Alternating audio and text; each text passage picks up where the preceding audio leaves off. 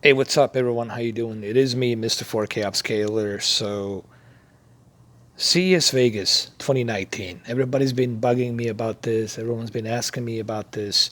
Hey, Mr. 4K, what are your thoughts on CES Vegas 2019 this year? Now, if I could go there, I would be there. I would give you guys my opinions and thoughts. I would record the whole thing. I would be there front and center.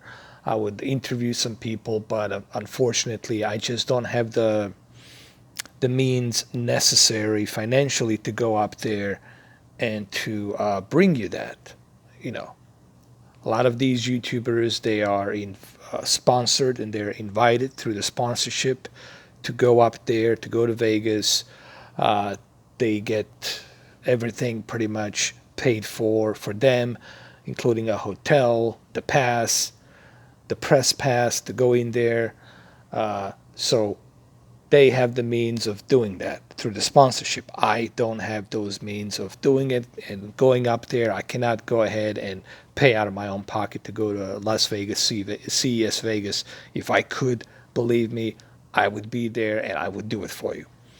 But I'm going to give you my impressions that I have seen so far through digital trends, CNET, AV forums, and other various websites that cover the CES Vegas. The first thing that caught my eye was obviously micro LEDs. And I knew, and remember, I was talking about the micro LEDs from the beginning of last year, 2018. I was talking about micro LEDs, and where I keep telling people that this is going to be the next thing. And I'm firmly convinced that micro LEDs are going to be something that OLED will have to truly think about, because both OLED and micro LEDs are emissive panels, meaning that they have no backlit. They're emitting by themselves. The only difference is micro LEDs are not organic, while the OLED is organic, and therefore longevity, it's uncertain on how long the OLED will last you. Not to mention the fact that there's a higher probability and possibility of you having to burn in on the OLED. So I was very impressed to see micro LEDs. And another cool, impressive thing about micro LEDs is the fact that you can have really, virtually any kind of resolution that you want to put up there, depending on how big of a wall do you want to have, how big of a room scale do you want to put your television in. So you can have almost, I think you can go to 12K, 8K, 12K.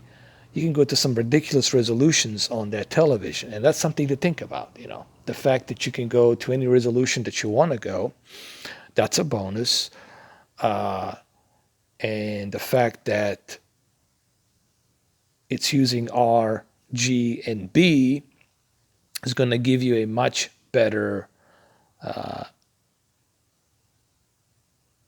black levels, much better brighter levels. All in all, you should have a much higher clarity on that micro LED television. But then again,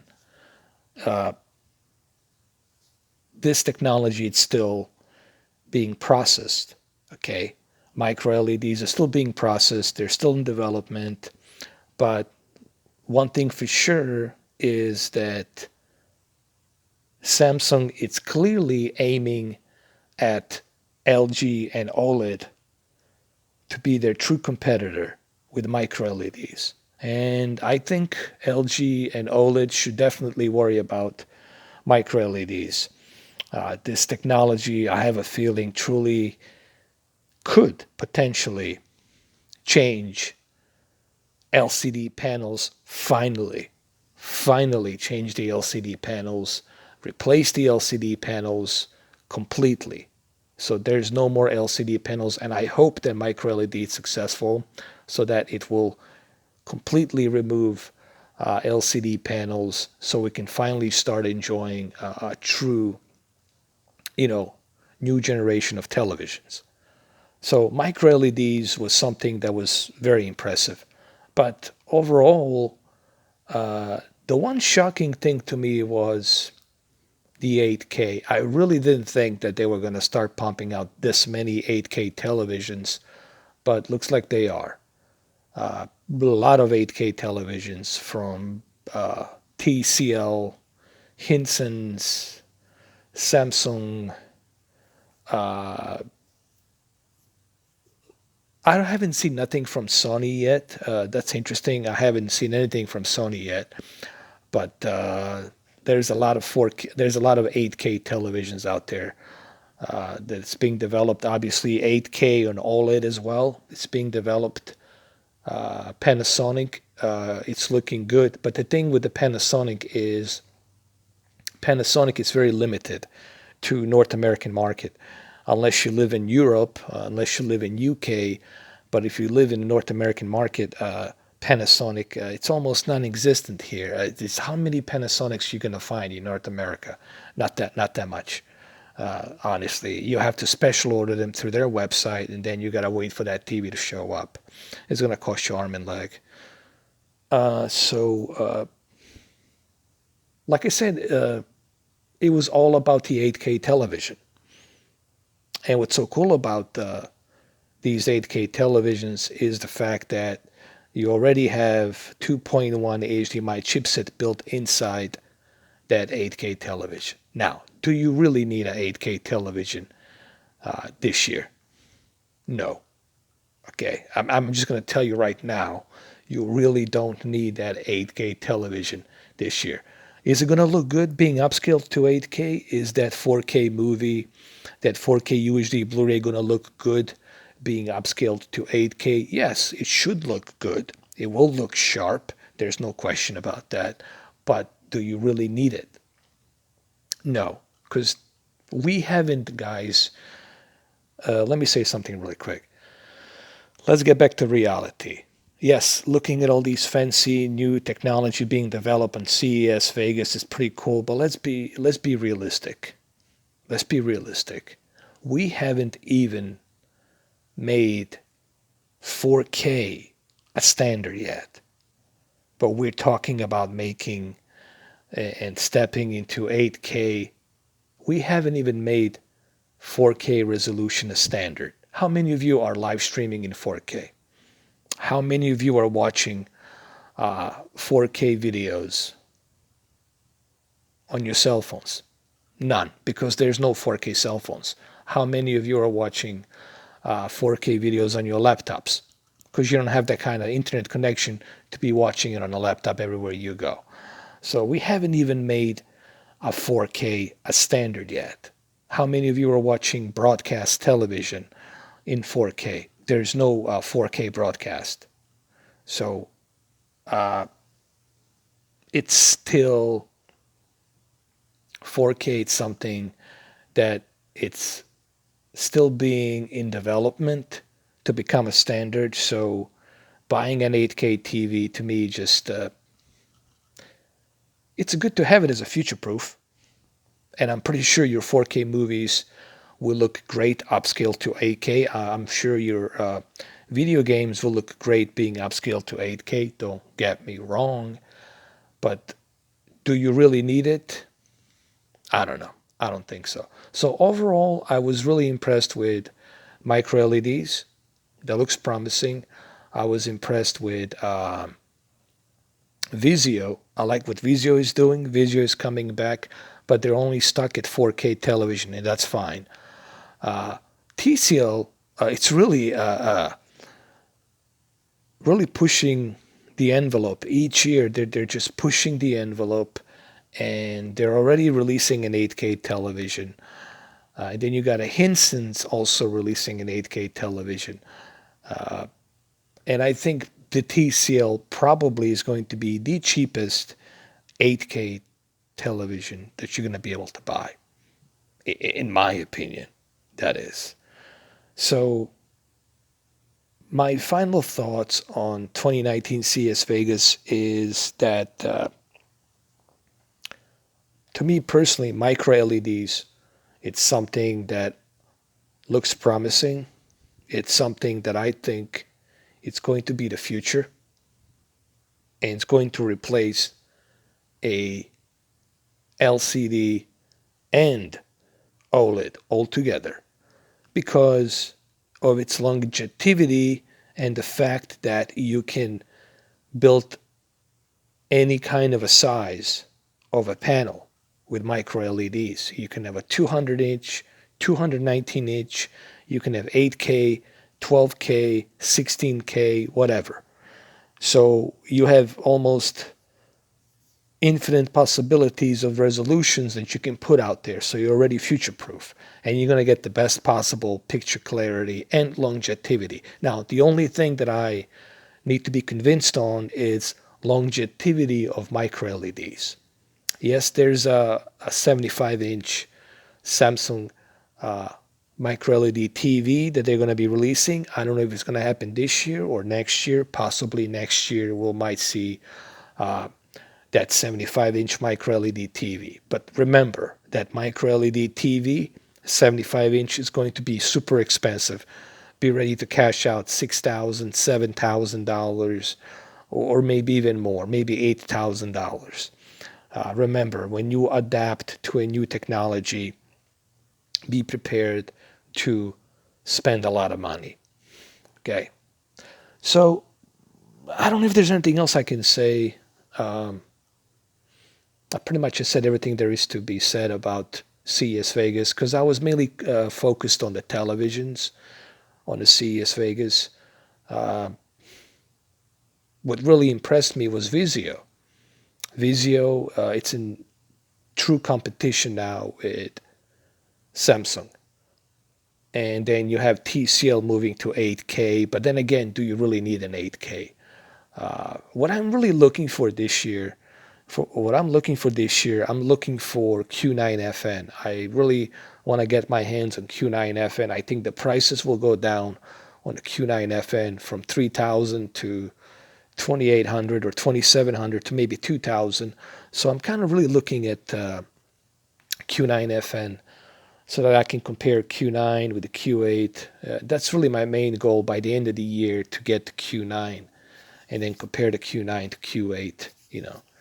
Because I still believe that Q9 it's a great TV, in my opinion, you know, especially if you go to 65-inch. But let me say something in closing here on this video. I just want to say something really quick that I think of this like an advice. I'm going to try to give you guys an advice from me to you.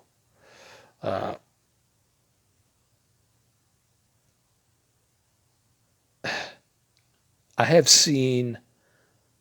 been doing this channel now for how many years? 4 years, close to 5 years. And every single time on the comment sections, on the forums, every single time there would be this sort of a bragging rights argument.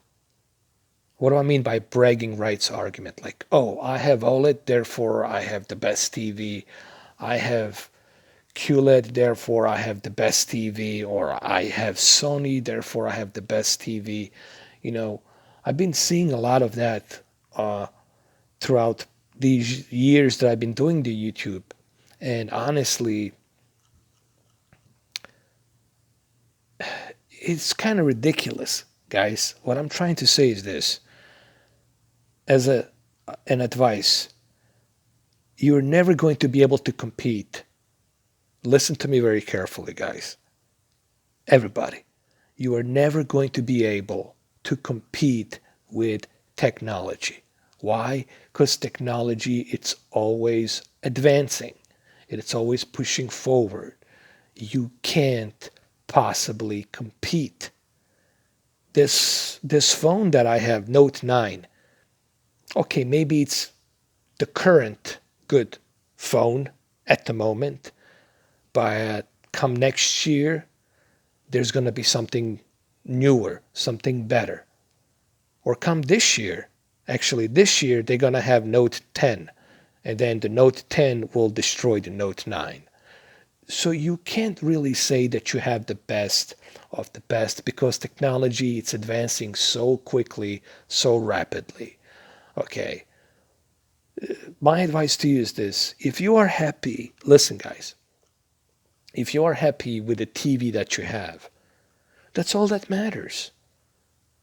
If you're happy with that TCLR 617, dude, that's all that matters. If you're happy with that OLED and you learn how to maintenance that OLED, how to take care of it, that's all that matters. If you are happy with that QLED and you love the picture quality of that QLED, that's all that matters.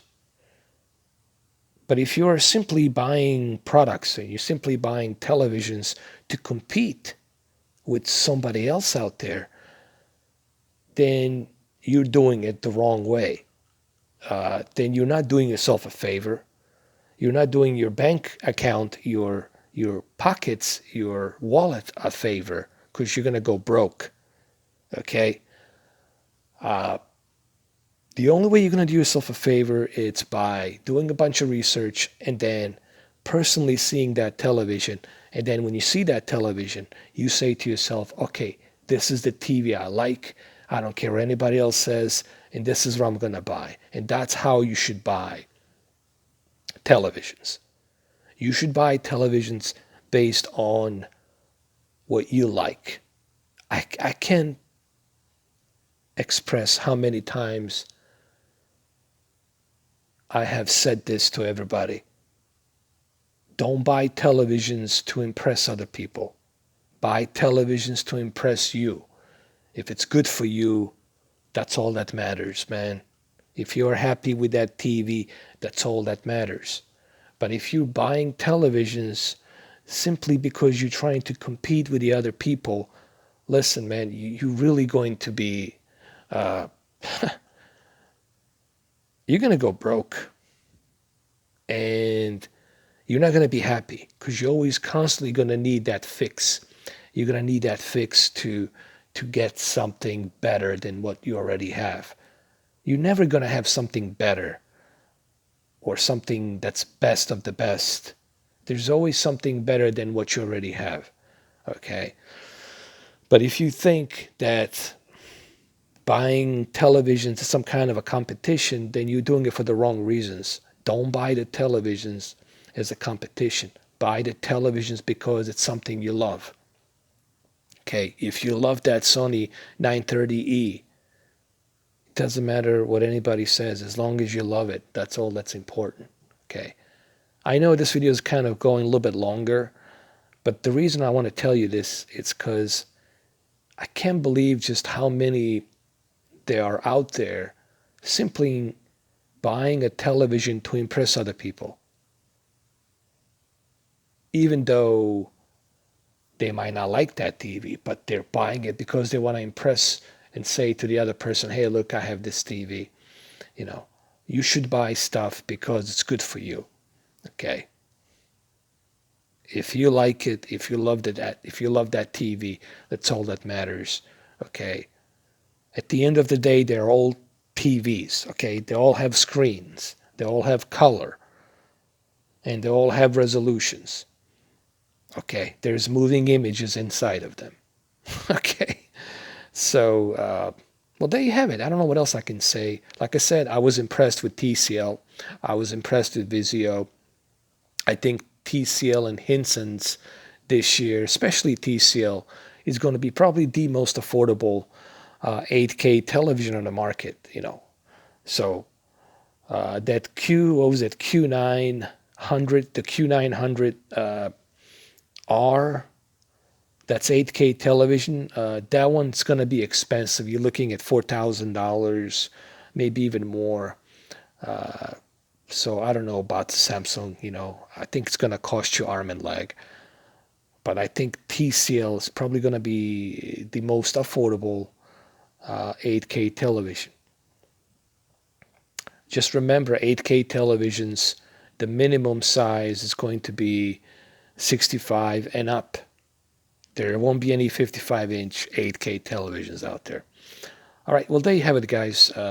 these are my thoughts. This is how I feel about this year's CES Vegas 2019. I wish that I could be there, but obviously I just didn't have any financial means to go up there. If I had a sponsor, if somebody sponsored me to go there, believe me, I would go there in a heartbeat, and I would bring you guys all of this cool stuff and you know technology that's out there. All right, guys. Well, there you have it. Hopefully, you like this video. So, thank you for watching. I'll see you guys soon. I'll see you soon. Cheers. Take care.